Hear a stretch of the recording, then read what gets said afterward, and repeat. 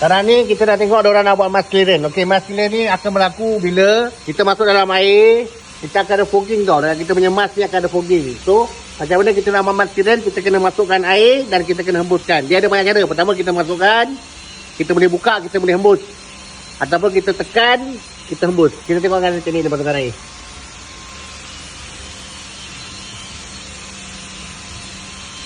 Okey, lagi satu dia masukkan air.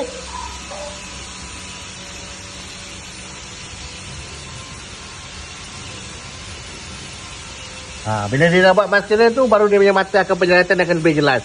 Itu mask clearance ni paling penting. Untuk Raja ni dia nak ambil introduction to welding. So bila mask clearance ni penting. Kalau nanti dia tak dia berkabus, macam mana dia nak welding. So dia kena familiar dulu dengan cara nak mask clearance dulu. Okay, sambung terus.